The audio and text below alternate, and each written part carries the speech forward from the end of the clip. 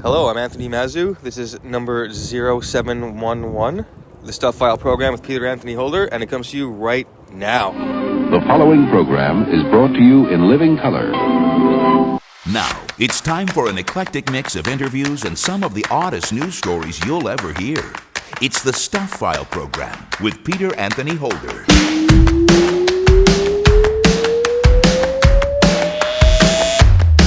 Hey there, hi there, ho there! Peter Anthony Holder here with you, and yes, this is indeed another edition of the Stuph File Program, number 0711. And coming up on this edition of the Stuph File Program, you'll meet Hayley Sales, who is an actress and a singer-songwriter. Now, growing up, Hayley's parents were very much in the arts, so what she would do in life was almost a foregone conclusion. I do think I was doomed from the beginning for many reasons. My family was, wonderful hippies in DC, and my dad had the recording studio. My mom was a dancer and a writer. I was born into the right family for what I wanted to do, and they supported me amazingly. I can only imagine how much more challenging it would have been to not have that support. Nathalie Plamondon-Thomas is the author of Think Yourself Confident. Confidence is the base of everything, and it is easier said than done because it happens at an unconscious level. People are qualified, they know they can do it, they know what to do, and somehow there's this voice in their head that keeps trash talking them.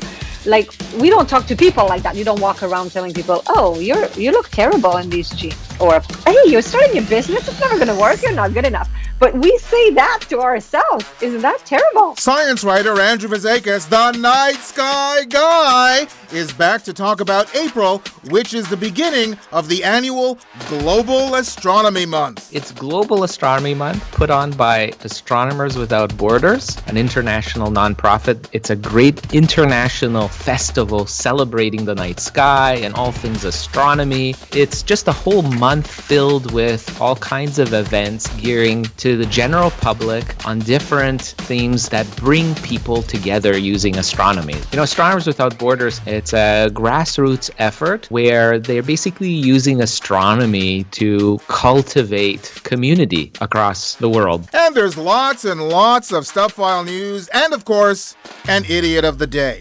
The guest slater, the person who told you this was show number 0711, was Anthony Mazzu, who is a longtime Stuph File Program listener, and he actually goes back to listening to my previous radio show way back in the day. Anthony, you're old. Thank you very much, Anthony, for doing the guest slate on this edition of the Stuph File Program, a show that is listener-supported, fan-funded radio that depends on you for our success. Join us at patreon.com to help make this show an even bigger and better radio experience. Well, let's get right to the stuff.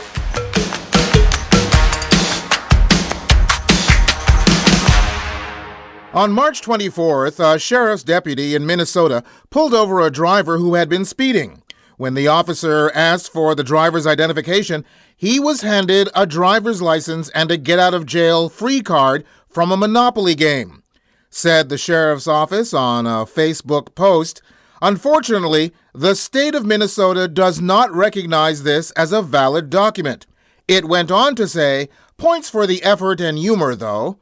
The driver was issued a verbal warning and allowed to proceed. So, he got away with it then. Well, let's look for a run on Monopoly cards now. The Florida Department of Law Enforcement investigated complaints made by church founders and parishioners for the New Jerusalem Baptist Church in Pompano Beach. Apparently, they didn't have as much money in their accounts as they should have. Investigators quickly focused on 49-year-old James Edward Smith II, the church's pastor for 11 years. It wasn't just that the Broward County Sheriff's Office charged him with theft and fraud associated with worthless checks totaling more than $1,600 written on the church's bank account. There was also the matter of forging a deed for the church's building itself, allowing him to assume complete control of the church property and then sold it for $600,000, using the money to supply a drug habit. When arrested, investigators say Smith had heroin, meth, and pot in his possession, as well as a stolen gun. Charges so far include organized scheme to defraud, fraud, grand theft, criminal use of personal identification information, unlawful filing of false document records against real or personal property, and grand theft of a firearm. Oh, and also possession of a firearm by a convicted felon and violation of probation. The Lord works in mysterious ways. But here's a note to church leaders. Always do a background check on your pastors. And while we're on the topic of religion, I have often said that I am a religious person and a firm believer, but I do have my limits. This next story might be one of them. Pastor John Lindell of the James River Church in Springfield, Missouri, claimed on the congregation's live stream on March 15th that a creative miracle had taken place the day before at the church's Joplin location. Lindell explained that prayer team members had prayed over Christina Dines, who had had 3 toes amputated after her husband shot her in 2015. Says Lindell on the live stream, "As the ladies prayed for Chrissy, all 3 toes grew, and by that point were longer than her pinky toe. Within an hour, nails began to grow on all the toes." While Dines hasn't commented to the media on this, she can be heard in a video on Twitter that she saw her toes reforming. Let's listen. All the women got down and they prayed over my foot, and I decided to take my shoe off to see what was happening when he said, "Let's see the progress or if anything's happened." And when I did, I had to grab the person next to me and say, "Do you see what I see?" And I saw 3 toes that were forming, and now there's length to them. Tonight, I can stand on my tippy toes. Listen, do you understand? I can stand on tippy toes. No, I couldn't do that because I didn't have toes to tippy on. I can't do that because I didn't have toes to tippy on. Okay. So, do you need some confirmation of this? Well, here's Pastor Bill Johnson in words to a congregation. The woman who did the praying, her husband is a medical doctor, and he came and examined. And yep, she's got 3 brand new toes, so that works. I guess the person with the 3 new toes would know. But it's also nice to have a doctor come and check things out and say, guess what? This is for real. Yeah. Again, I'm a religious person, but I also believe in science. So I'll just wait to see Christina's story in a medical journal. In other words, I'm keeping on my toes for this one. And finally, in this section of Stuff File News, before we get to our first guest here in this edition of the Stuff File program with me, Peter Anthony Holder, a man named Jay called in a delivery order to a Lakeland, Florida Papa John's restaurant. He began arguing with the employee, and the employee hung up on him. Jay called back and allegedly threatened to kill the employee, telling her, "I can bomb the store." The employee hung up again and called the police. Since Jay was placing an order, she was able to give them the name, phone number, and address that he had provided. Sheriff's deputies visited 24-year-old Johnny Vega, sounds like a lounge act, doesn't it, who denied making the call. Said investigators, Vega provided one of his co-workers' phones in an attempt to pass it off as his own when asked to check his phone to see if the phone number matched. The co-worker and Vega's wife both confirmed the phone number the store had was Vega's. He was arrested, charged with making a bomb threat, tampering with evidence, and resisting an officer without violence. Never make Papa mad. Better ingredients, better pizza, Papa John's. And let's get to our first guest here in this edition of the Stuff File program, shall we? Hayley Sales is a multi-hyphenate threat.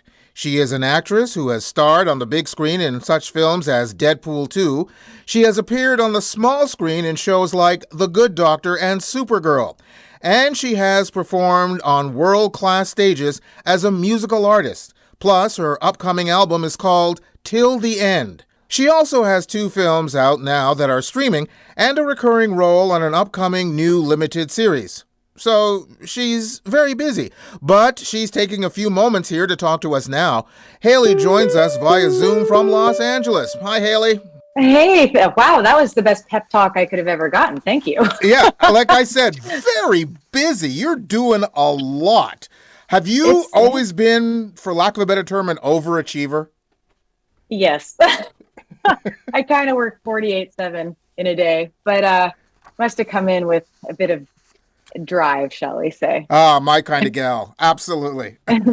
Absolutely. So you had a background with your parents of music and of acting. So was it basically a situation where you were, I won't say doomed, but destined to go into the family business?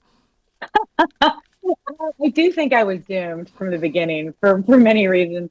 Yeah, my family wasn't, wonderful hippies in DC, and my dad had the recording studio. My mom was a dancer and a writer. So I was born into the right family for what I wanted to do, and they supported me amazingly. I can only imagine how much more challenging it would have been to not have that support. So I'm grateful. So with all the things that you do, is there a preference? I mean, do you like to act more than sing or vice versa, or is it all the same to you? That's a very tough and good question. I love them. I love any type of performing immensely. But I think if you're like, okay, you get one, you're on a cliff, decide now, I would choose music, primarily because I get to write what I'm saying. And so in some ways I love how bold music is. It's you. It's just, you're all out there. If people don't like it, it's you that they don't like. So I like that. I like the boldness to being able to write your own music and perform on stage. Having said that, I love acting so much too. That's a tough one. Can you say both? Are your parents still around? Yeah. They live on a blueberry farm on Vancouver Island in British Columbia, and that's actually where we recorded this upcoming record. My dad, I used his studio, and he co-produced it with me. Well, I was about to ask, with the background that your parents have and the success that you're currently having, they must be over the moon. Yeah, they're very excited. They've been incredibly present, and like especially my dad. I mean, we're partners in the producing, and so for him to finally see me getting to a place where I can release a record, we lost a record in 2016 to a label, so this is like, I feel so good to finally have another one that I can put out into the world. Yeah, when I asked the question about music versus films, I guess the other aspect of it is when you put together music and you come out with an album, it's sort of like your baby, right? Oh yeah. It's like, I mean, every single tear and hour of my day was put into this record, especially since for a variety of reasons, I had to do the editing, the producing. I played most of the instruments because we were on a very skinny budget, shall we say. And it's so personal. And I love that. I mean, it's a big risk, but I do love how intimate an album can be if you let it. The upcoming album is called Till the End. Is this, since you have written the songs on the album, is this an album that is very personal to you? Would people who know you learn about you or be able to see and say, oh yeah, that's exactly who Hayley is by the songs that you write?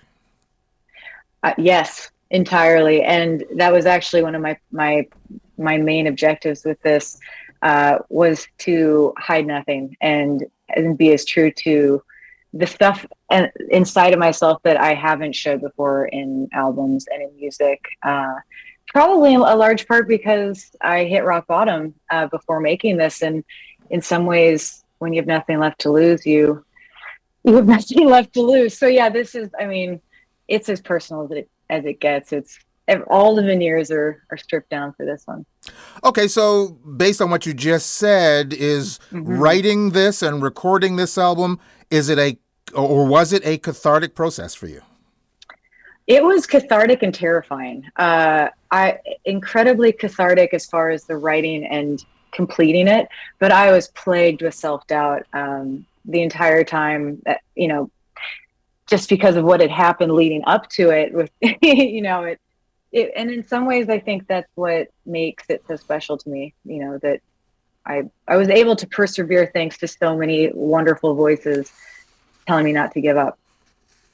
Now, in general, either acting or in singing, you've come across some pretty amazing people that you've had a chance to collaborate with, including, and I've got to find out why or how this took place, collaborating with Sharon Stone. How did that happen? I love Sharon. It came out of a mutual friend who mentioned to me one day that Sharon Stone was interested in potentially doing a co-write after hearing some of my music. And, at the time I was thinking, okay, well, sure. We'll see if that happens. That's so out of my peripheral of what's possible. And then about a week later, I was just walking down the street, eating a sandwich, and picked up the phone from a blocked number, and I hear, Hayley, it's Sharon Stone. And I no kidding, just almost lost it. I had to keep myself together, use all my acting skills. But she's a phenomenal writer. And it was the first co-write I'd ever done. And I'm very lucky about that because she really tried to, to bring out the me that I possibly was scared to bring out. And we had the best time. We wrote it in one day, and it holds a very, never before is the name. It holds a very dear spot in my heart. Well, and she's just been so supportive the whole time. It's amazing. How did you even show up on her radar? Well, that was through our friend Joel Roman. So he was my agent at the time, and he was a friend of hers. And she had, I suppose, asked him if he knew any female artists that were looking to collaborate, and then he shared some of the music from the Universal albums. And I don't know. I guess it was luck on my part because she wanted to do it. Wow. She's written other songs as well. She's very talented. Her lyrics are incredible. I mentioned also you're an actress, and let's talk about the actress side of you. In the introduction, I mentioned that you have an upcoming new limited series that you're working on, and also that you've got 2 films that are now streaming. What are those 2 films? Well, Lucky Hank is the series that, I'm so excited. It was the best film ever. And then we have Just for the Summer that is streaming. I believe it's on Amazon Prime, at least in the US. I'm not sure everywhere, but that was an incredible fun rom-com. And as far as the second one, it might be Stand that you're speaking about. There are a few out there looming, and that was a musical, which was, well, obviously I'm totally a musical theater geek, so that was a dream come true to be a part of. Yeah, it's been very, very fun to get back into acting in the last decade of my life and have these opportunities pop up. Well, I think you just answered my next question with what you just said, but basically... That's cool. Basically, when it comes to film, when it comes to acting, is there a genre that you particularly like to practice in? Because you've done action films, you've done musicals, as you said, you've done rom-coms, so what do you like? Well, I would have to say it's all based on the story to me and how good and juicy the character is that I'm getting to dive into. My dream is to be in incredible musicals like that. I haven't been in many outside of theater. So that would be, if you're like, Hayley, what do you want to do? I'm like, musicals, please.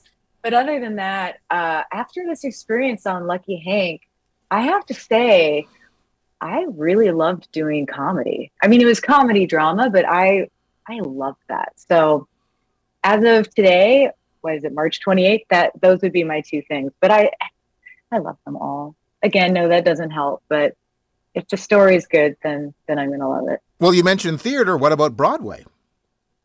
That could be in the stars. I haven't pursued that in my life, but give me 5 years, you never know. I might pop up there. It'd be so fun. I did, I grew up on stage in the theater. So at some point in my life, in addition to performing as just a musician and singer, it would be fun to get back up there and do some musical numbers. Well, with all that you've done so far, and it's pretty extensive, what's on your bucket list? Is there something you haven't done yet that you're just dying to do? Yeah, I mean, I think it would be leading a musical film. I would just that is a dream that I have not done yet, and I look forward to at some point doing it. Hopefully, that, and it's not so much something I haven't done, but I can't wait to get back on the road and perform at venues across the globe again, because that's really my happy place, to be on stage singing. Well, I was about to say too, one of the things with film that you don't get is you don't get the immediate reaction from an audience like you would do either in theater or, as you say, on the road. Yeah, it's, to me, I mean, and I love film as well. It's a very different experience as far as, performing goes. It's really not performing in some ways. It's just living and the camera's watching you. So being on stage, it's just getting to look at the people in the audience, and you get to feel each other. I just love that so much. It was really, during COVID, it was hard to do those Zoom concerts for me, at least, because I'm fed by the audience. And I can't wait to get back out there. Well, it's an amazing career so far, and the only place it can go is up, even though you've done so much so far. So congratulations on all you've done. Okay, the album, as I mentioned, it's Till the End. When is the release? We're working on that. I'm hoping fall. It's just contingent on a couple, the music biz things, the business behind the album. As I mentioned on several times, you're extremely busy, and people can find out more information about all the things that you do by going to your website, which is HayleySales.com, correct? Yeah, and pretty much on all the usual suspects. If you look for Hayley Sales, I'll pop up. Hayley, thank you very much for taking the time to be on the program with us. No, thanks so much for having me. It was lovely getting to chat with you. Actress and singer-songwriter Hayley Sales. You can go to my website at thestuffile.com, check out the show number for this program, which is show number 0711, and you'll find links to Hayley's site. You're listening to the Stuff File program with me, Peter Anthony Holder. There's still more guests, more news, and an idiot of the day coming your way on the Stuff File program. Stay tuned. The Stuff File program is a listener-supported, fan-funded radio show that depends on you for our success. Join us at patreon.com to help make this show an even bigger and better radio experience. Sign up and find out about our rewards program. Being a patron doesn't have to be a long-term commitment. There's absolutely no obligation. You could join today and end whenever you'd like. But the time we have your support would be so greatly appreciated. We'd also love to hear your thoughts about the show and even your ideas for rewards. Join us for the ride. Join us at patreon.com/thestuffileprogram.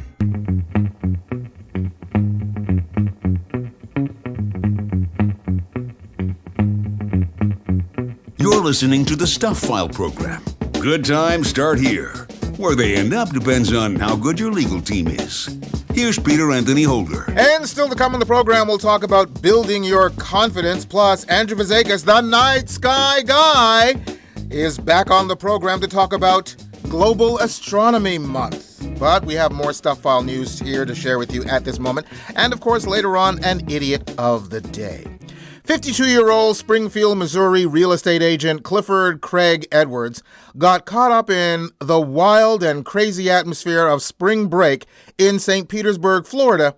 At least that's what he told police after he was arrested on March 16th for felony criminal mischief. Edwards was spied by the owners of a van standing near their vehicle and making motions. When they confronted him, he laughed and ran away. The owners discovered their car had been vandalized with a butter knife, causing extensive paint damage to the tune of about $1,000. Edwards had put his number down on a wait list at a nearby restaurant, so police got in touch with him. That's when he said his actions were a spring break mistake. He was released on a $2,000 bond. A spring break mistake at 52? Wow. If that is what he's doing now, then what kind of spring break moron was he 30 years ago? And Ontario Provincial Police pulled over a speeding car on Highway 420 in Niagara Falls. The speed limit is 80 kilometers per hour or 50 miles per hour, but they say the driver from New York didn't realize it wasn't in miles in reference to the speed limit. But even then, he was speeding 90 miles per hour or 142 kilometers per hour. The OPP charged the driver with stunt driving, which results in an automatic 30-day license suspension, plus the vehicle is impounded for 14 days. Said Constable Kevin Westhead, "There's really no excuse for that excessive speed. I mean, it was just bonkers." Well, maybe when he crossed the border, he thought he was in Europe on the Autobahn. Let's just be thankful that he misinterpreted the speed limit on the 420 and didn't try to reach a speed of 420. And still with driving in Ontario, police in Guelph received a report of a man who attempted to drive through a pedestrian walkway, narrowly missing 4 people, then did a number of burnouts in the parking lot. When they arrived, they found the irate driver sitting in his car. The reason the unnamed 36-year-old Brampton man was irate? He had just failed his driver's test. He was arrested, charged with dangerous driving and stunt driving, and must appear before a judge. In the meantime, his license was suspended for 30 days and his car impounded for 14 days. Okay, I'm a bit confused here. Like the previous story, the license was suspended for 30 days and the car impounded for 14 days. Why is the second penalty shorter? So they can arrest the driver again when they pick up their cars? Also, in the latter story, if this guy was miffed because he failed his driver's test, then how does he have a license to suspend for 30 days anyway? I'm confused.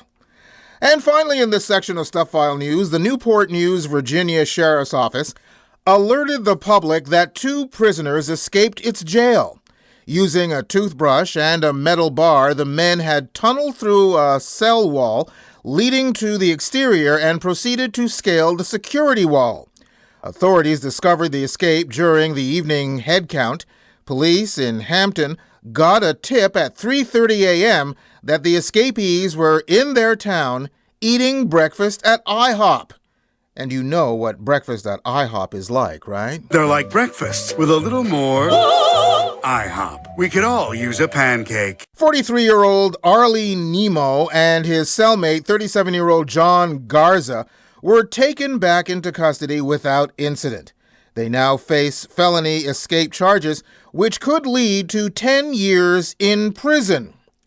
Well, prisons have better walls than jails. Also, the authorities had a better time finding Nemo than that fish did. I gotta find my son Nemo! And let's get to our next guest here on this edition of the Stuff File program, shall we?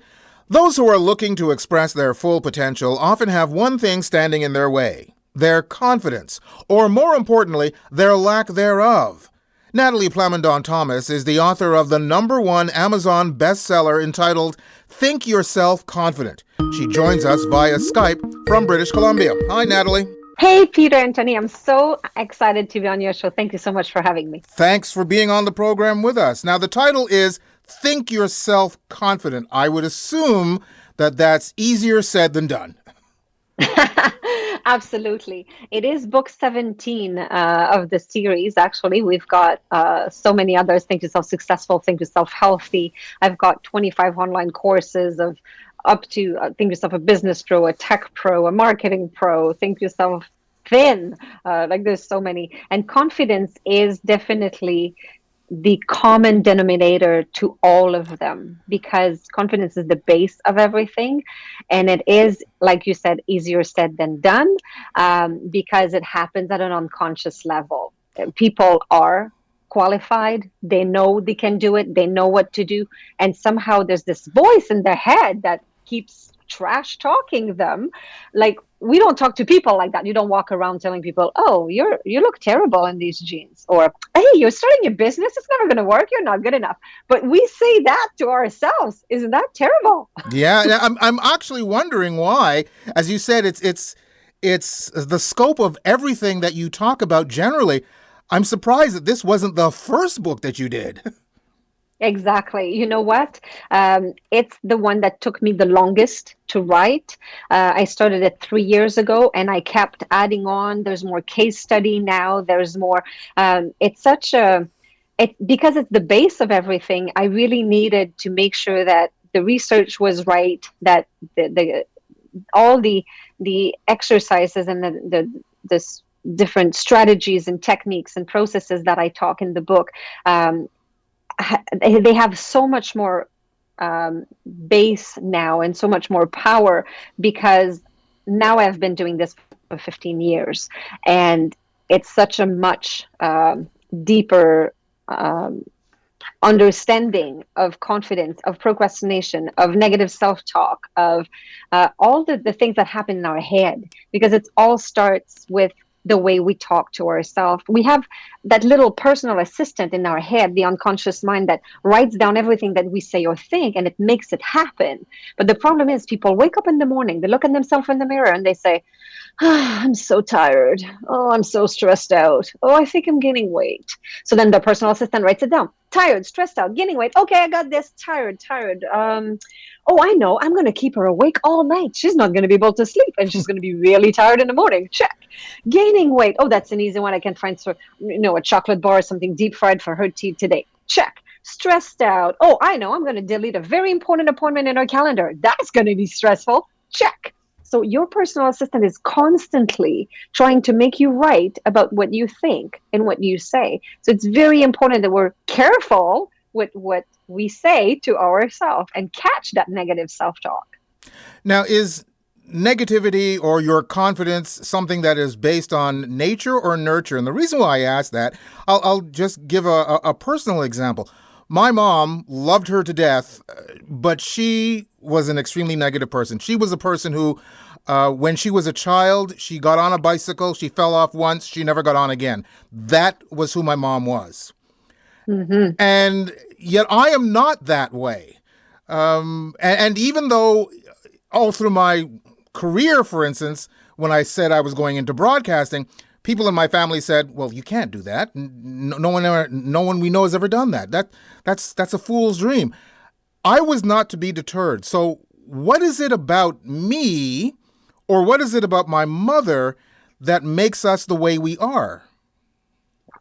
So that's a very, very good point, because some people have the rag to riches story where something happened and then it changed their life. Some people are born in a very, very positive environment, and then they turn out to be up to no good. And some people are born in a very, very negative environment, and then they turn out to have a better chance in life. So it all depends on your own trauma, that whatever happened to you as a child. You said your mom fell off a bicycle, and at that time she probably have decided that life is there to get her, and that she will always be hurt and it's never going to work. And she created this list on her personal assistant's notepad that says that everything needs to be bad. Now, you have witnessed that from her, and more likely it probably gave you potentially the energy to say, not for me, no thank you. I'm witnessing this in my mom, and this is not going to happen to me, because you had a purpose and you dreamt of the broadcasting world, and your purpose was stronger than the limiting belief that your mom was trying, she was not wanting and trying to discourage you and trying to make you feel that you would never be able to do that. Our parents are not trying to do that, but unconsciously she could have been tainting your future, but you were operating at a higher level. There's 6 layers of a person's self, and then she was operating at level 4 and you were at level 6, which is purpose. So people have their environment, the people around us, and your parents are just the environment. That's the first level. So the people and the things around us is one thing. Then there's the behavior, the things that we do, the skills that we acquire, because I'm pretty sure you're very eloquent, man. And I'm sure you have worked on your craft. You probably have are much better as a live broadcaster now than you were when you first started. So you acquired a talent. That's step number 3. Then number 4 is your beliefs and your values. What's very important to you, and the beliefs that, like your mom said, well, it's never going to work. You can't, because nobody in our family has ever done that. This is just a dream. And then the identity is next. Level 5 is I am. So I am. Potentially your mom was saying, I am not good enough for something like that. I am weak, or I am lazy, or I am, and the I am that you say will influence all your decisions and your behaviors. And then the last one is purpose. It's the dream. And you're potentially such a dreamer that your purpose drove you beyond all the other, beyond the environment, beyond potentially the limiting belief that you had. Your purpose was enough to drive you through all the other layers. I can see how a book like yours would be important to those who have a lack of confidence.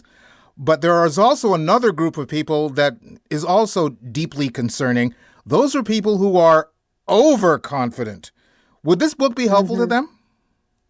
Yes, absolutely, because it deals with even people that are overconfident have the negative self-talk. It's 70% of our thoughts that are negative. So if they're overconfident, more likely they're compensating for something, and they're just overconfident in appearance, but inside their head, potentially there is a different kind of narrative going on.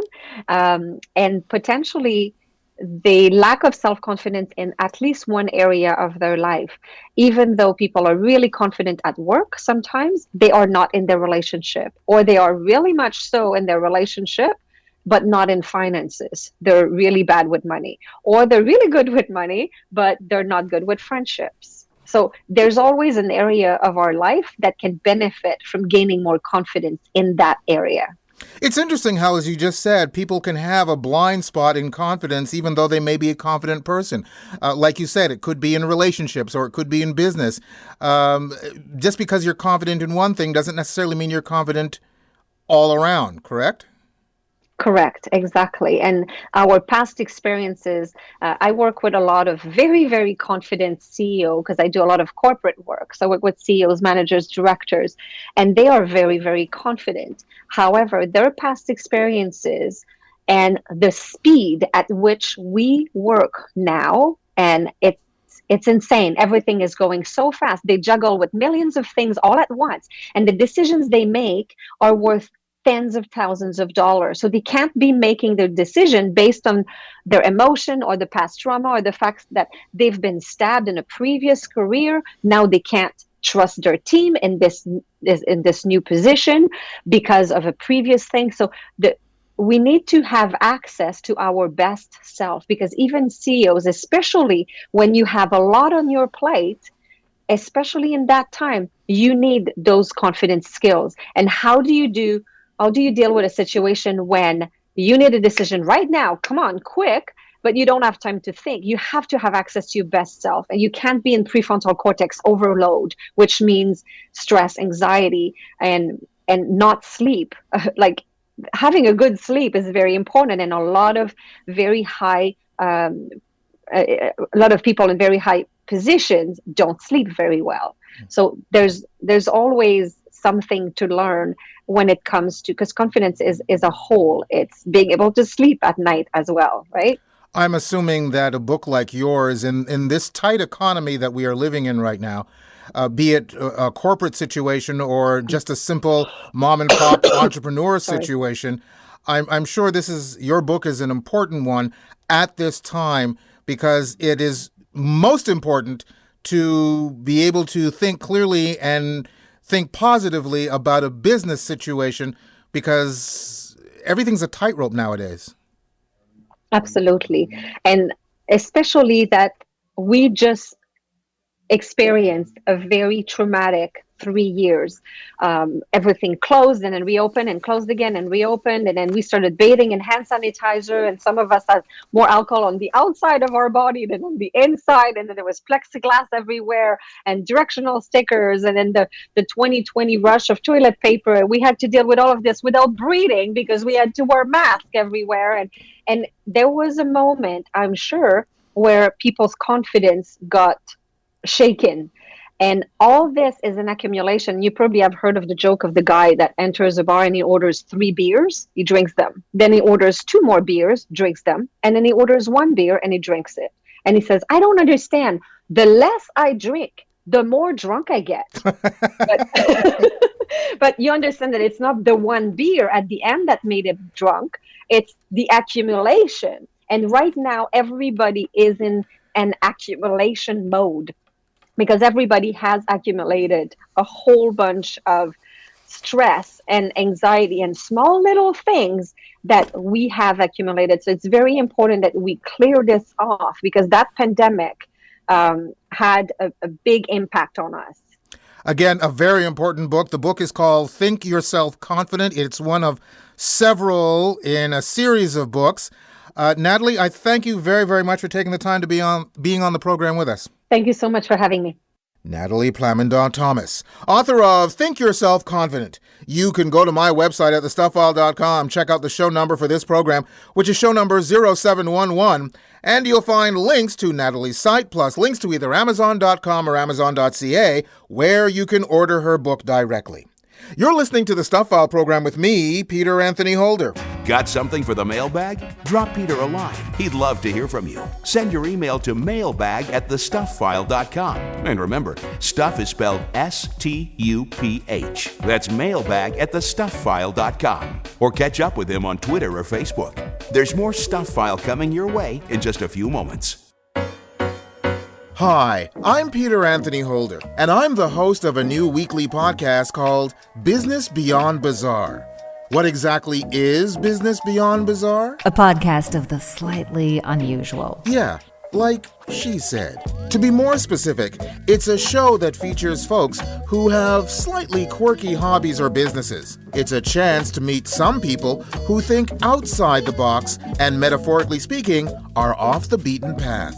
You'll meet folks like the creators of the fart spray called Liquid Ass, the woman who invented goat yoga, father and son undertakers who have perfected how to save your tattoos after you die, the founder of the religion Jediism, plus why you should be drinking gin made from elephant dung. Business Beyond Bizarre. Oh, there's a lot more where these came from.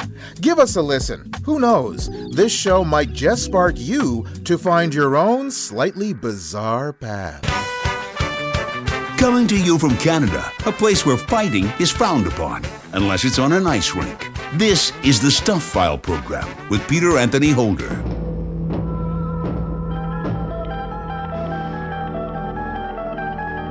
Now, the Stuph File presents Andrew Fazekas, the Night Sky Guy. It's radio that's out of this world. Andrew Fazekas, the Night Sky Guy, is a member of the Royal Astronomical Society of Canada and the author of National Geographic's Backyard Guide to the Night Sky, and also National Geographic's Stargazer's Atlas, the ultimate guide to the night sky. And Andrew, it's April, which is Astronomy Month.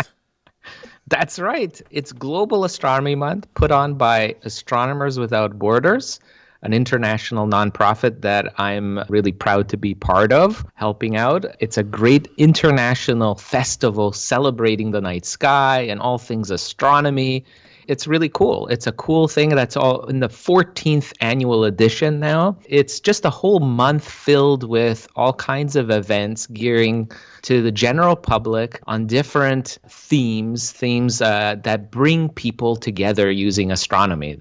Astronomers Without Borders has been around since 2010. It's a grassroots effort where they're basically using astronomy to cultivate community across the world, basically breaking down borders, borders be they gender, race, political, geographical borders, any kind like that. And They help many people around the world to really enter STEM education and with kids, helping kids to really become aware of science through astronomy. Astronomy is something very visual. It's something very accessible. It's probably one of the most accessible sciences out there.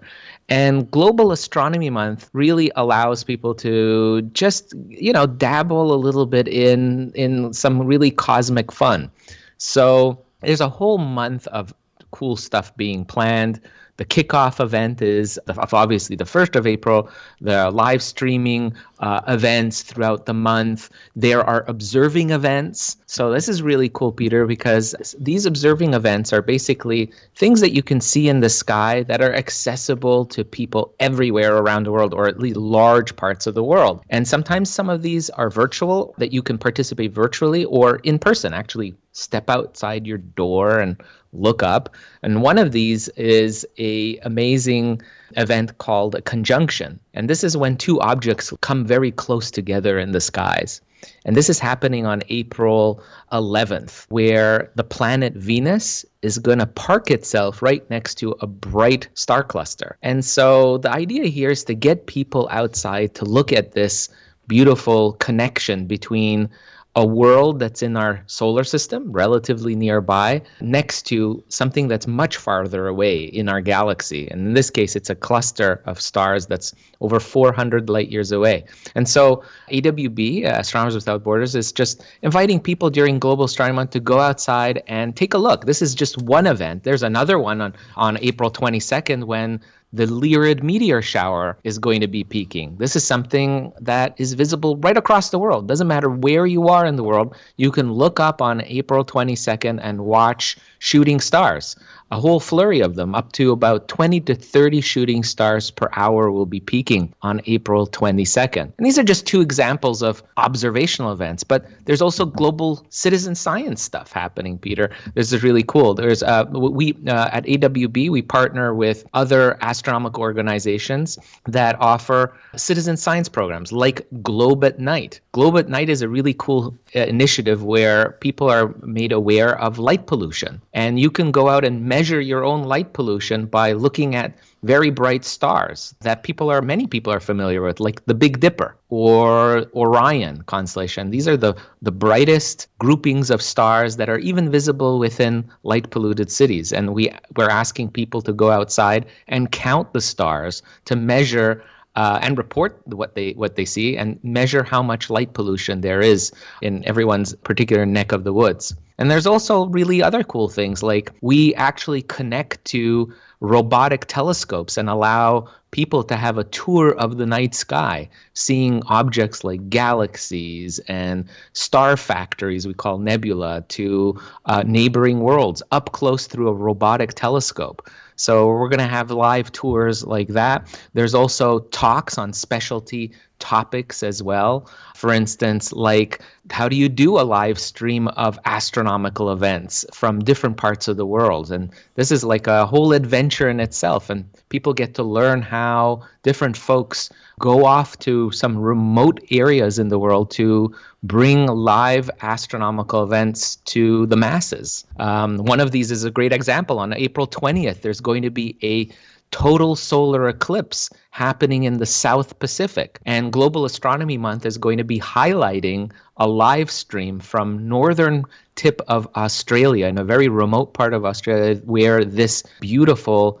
eclipse of the sun will be visible. And we're going to bring that to everybody around the world to see and share in that. So it's a really exciting time. And those are just some examples of dozens of events that are going to be scattered about throughout the month that people can enjoy from the comforts of from their home. Well, let's go back to the beginning, when this first started. Is there something particular about April, or is it just the fact that this was when they decided that Global Astronomy Month would take place? Well, it's an interesting time because the genesis of Global Astronomy Month goes back to 2009. That was the International Year of Astronomy that the United Nations declared that particular year, and it was In the month of April, there was this really cool initiative that they did. It was something called 100 Hours of Astronomy, where literally there was an online event that lasted 100 hours, and it was a chain of events literally connecting observatories, planetariums, stargazing groups right across the world, professional and amateur astronomers together, bringing shows of all sorts, lectures, live tours of the sky, and all of that was happening across 100 hours during the month of April. And so that kind of gave birth to this effort of at AWB thought, well, why just relegate it to one time, only once in a lifetime idea of bringing people together? Why don't we do that every year?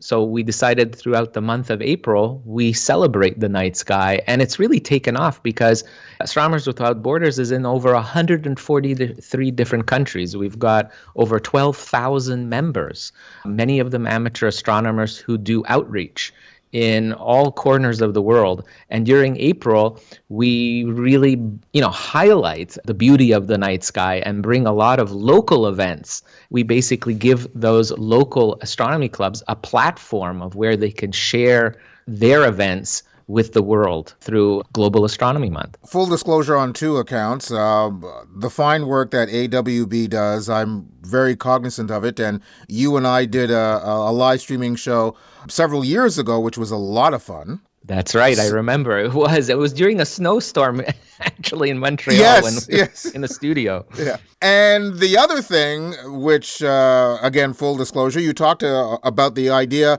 of how AWB goes around and talks to kids and gets them involved and lets them stargaze for the first time.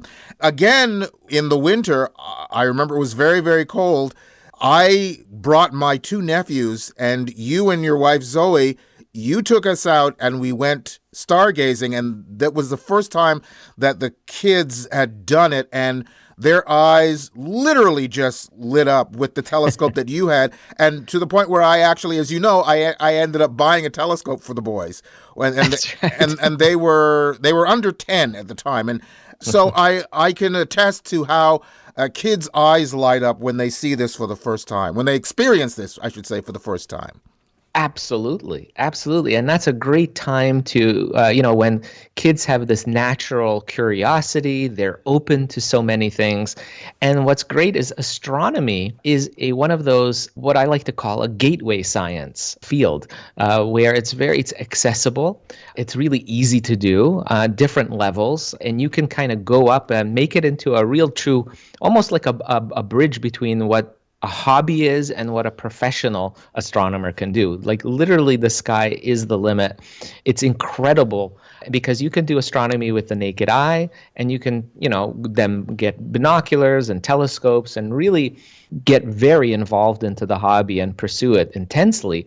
But also, it's also something that's open to casual sky watchers as well, and it's all ages. It's a great way for families to kind of get together across generations. And I always tell folks, adults who are going out with youngsters, is that it's something that as an adult, many times I get approached by parents and go, well, I don't know anything about astronomy, and how am I going to teach my kids about it? Well, it's something that you guys have to learn together, I tell them. I go, it's not something that you have to know in advance. You don't have to be a Neil deGrasse Tyson to enjoy the night sky.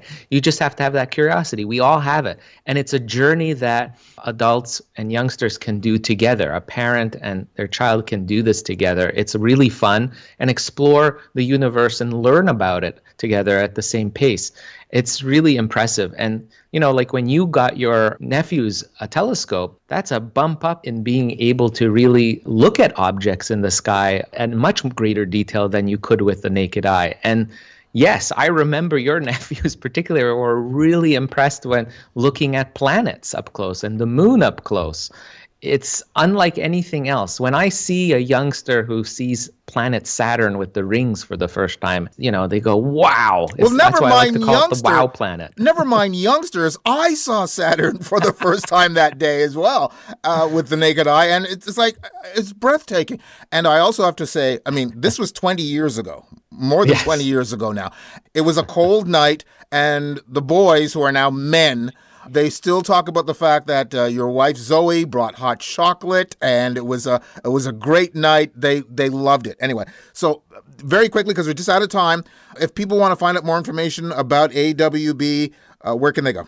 Just go to our main page on our website, astronomerswithoutborders.org. It's as simple as that. On the front page, you'll see ads for Global Astronomy Month. Just click on it, and you'll get to all the list of activities of all the events in the calendar for the month of April. And just hang out with us and enjoy and soak in some of the goodness that the universe has to offer. And we didn't get a chance to talk about any of the stories that we wanted to talk about beyond this. So shall we go to Patreon? Let's do it. Let's do it. Thank you very much, sir. My pleasure. Clear skies. Andrew Fazekas, the Night Sky Guy, and author of National Geographic's Backyard Guide to the Night Sky, and also the new National Geographic's Stargazer's Atlas, the ultimate guide to the night sky. You can check out his website at thenightskyguy.com, and you can go to my website at thestuffile.com to the page for this show, which is show number 0711, and you can find links to Andrew's site to get your own personalized autographed copy. And Patreon subscribers, you can hear more of Andrew as a Patreon reward extra, where we'll discuss China's lunar rover's discovery of water, plus the largest black hole discovery, human hibernation for long space travel, and SpaceX's planned first orbital launch. Just go to our Patreon page, and if you're not already a member, become one of the select patrons of the show. Visit patreon.com/thestufffileprogram. Program. It's time now for the Idiot of the Day. And now it's time for the strange things adults do. The Stuff File presents the Idiot of the Day. The 20-year-old charged with making a bomb threat against Myrtle Beach High School was employed as a security officer at Myrtle Beach High School. 20-year-old Cody Kennedy was an unarmed, newly assigned security officer at MBHS. According to the Myrtle Beach Police Department, Kennedy confessed to a written note threatening to blow up the school. In a statement from Horry County Schools, they stated, on March 24th, a newly assigned security unarmed officer at MBHS was arrested and taken into custody by the Myrtle Beach Police Department after he confessed to fabricating and presenting a hoax threat to the school administration. The arrest came after a swift investigation and collaboration between the administrative staff at Myrtle Beach High School, district office personnel, the security company supervisors, and the Myrtle Beach Police Department. The security officer will no longer be affiliated with Horry County Schools. Now, why, oh why, would you write a note about a bomb threat to a school that you were just hired at as a security officer? One reason, and one reason only. You're an idiot! Gee, I'm only a kid, but even I know you're an idiot. And that's it for this edition of the Stuff File Program, number 0711. Hope you enjoyed it. The website is thestufffile.com, and once again, stuff is spelled S-T-U-P-H, where you'll find information and links in all of our guests by going to the weekly Stuff File page. Just look for the corresponding program number, and once again, that's 0711. Email me at peter@thestufffile.com. You can also find me on Facebook and Twitter as PA Holder. And don't forget to check us out on patreon.com, where you can become a patron of the program. Hope to see you back here for our next show on the air, online, or as a download. We're coming to you from everywhere, including KDXRadio.com, TrueTalkRadio.com, over the air on World FM in New Zealand, MediaCore in Singapore, WLSLLP-FM in Dade City, Florida, KZZHLP-FM in Eureka, California, CKUW-FM in Winnipeg, CFMU in Hamilton, CKLU in Sudbury, Local 107.3 FM in St. John, CHSR in Fredericton, and also streaming on just about any streaming device your little heart desires. That's it. Bye-bye. You've been listening to the Stuff File Program with Peter Anthony Holder, a presentation of Flying Fish Communications. We leave you with this burning question. How come birds aren't tickled by feathers?